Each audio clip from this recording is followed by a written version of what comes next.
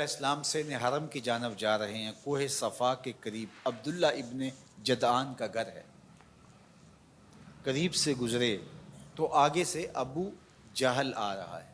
حضور علیہ السلام کو جب اس نے دیکھا تو بدتمیزی شروع کر دی. وہ الجھتا چلا جا رہا ہے حتیٰ کہ اس نے ایک نوکیلا پتھر پکڑ کے حضور کو زخمی کر دیا اور آقا کے نازک بدن سے خون بہنے لگا. حکم جہاد نہیں آیا، اللہ کی مشیت ہے. حضور علیہ السلام وہاں سے سین حرم میں پہنچے، آب زمزم سے اپنے زخم دھوئے اور اللہ کے حضور سجدہ ریز ہو گئے. مالک تیرے رنگ، یاری تیری سونا پر ازمیشاں تیریاں اگ، سونا پرکھیا جامدہ ہے نال اگاں دے لگ.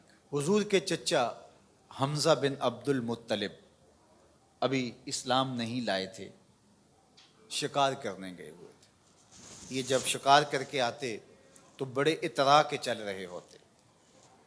تو دو لونڈیاں آپس میں بات کر رہی تھی کہ اگر اس کو پتہ ہوتا نا کہ اس کے بھتیجے کے ساتھ آج عمر بن حشام نے کیا سلوک کیا ہے تو آج اس کی یہ چال نہ ہوتی.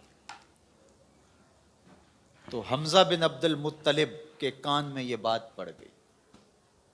اللہ اکبر، رک گئے. وہ جو فاخرانہ چال تھی تبدیل ہو گئی. تجسس سے پوچھتے ہیں کیا ہوا، انہوں نے ساری کہانی سنائی. بس غصے میں آ گئے، کمان ہاتھ میں پکڑی تھی، اسی طرح سیدھا سین حرم میں پہنچے. صنادید قریش نشستیں جمائے بیٹھے تھے. ابو جہل بھی اپنے چیلے چانٹوں کے ساتھ ایک نشست پہ براجمان تھا. کمان کو زور سے اس کے سر پہ مارا اور کہا کیا تو نے محمد کو لاوارث سمجھ لیا ہے صلی اللہ علیہ وسلم. خیر ابو جہل کا سر پھٹ گیا، اس کے چیلے چانٹے اٹھے، لیکن بڑا کائیں شخص تھا ابو جہل. اس نے کہا کہ یہ اس وقت تو تنہا ہے، لیکن اگر سلسلہ چھڑ گیا تو بنو ہاشم بھی آ جائیں گے اور میں نے بہت سری زیادتی کی ہے. اس نے کہا بس بس بس چھوڑ دو، مجھ سے کچھ ہو گیا تھا. اب حضرت امیر حمزہ حضور کو تلاش کرنے لگے اور حضور سین حرم میں نہیں لے لو. سر جھکائے سجدہ ریز تھے اور یہ جا کے پاس کھڑے ہو گئے. یا ابن اخی، اے میرے بھائی کے بیٹے.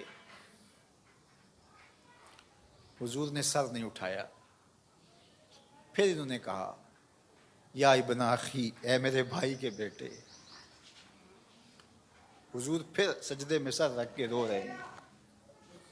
پھر انہیں تیسری مرتبہ کہا یا ابن اخی، اے میرے بھائی کے بیٹے.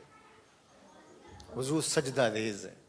میاں صاحب فرماتے ہیں اسی کسے دے کچھ نہیں لگ دے تے نہ کوئی ساڈا دردی.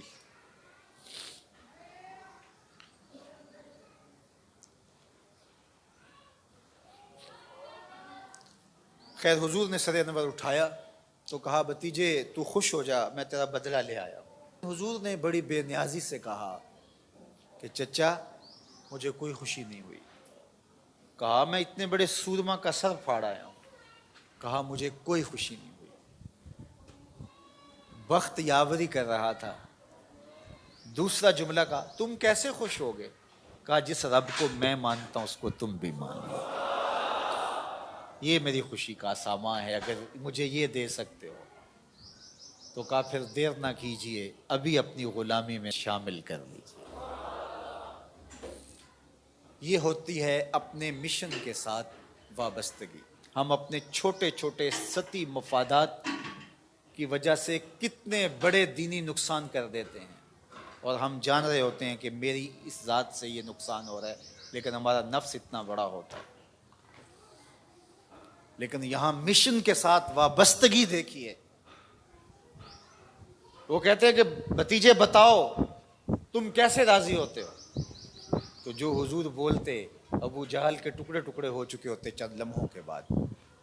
لیکن کہا نہیں، میں اس سے راضی ہوتا ہوں کہ جس رب کو میں مانتا ہوں وہ اس کو تو مان.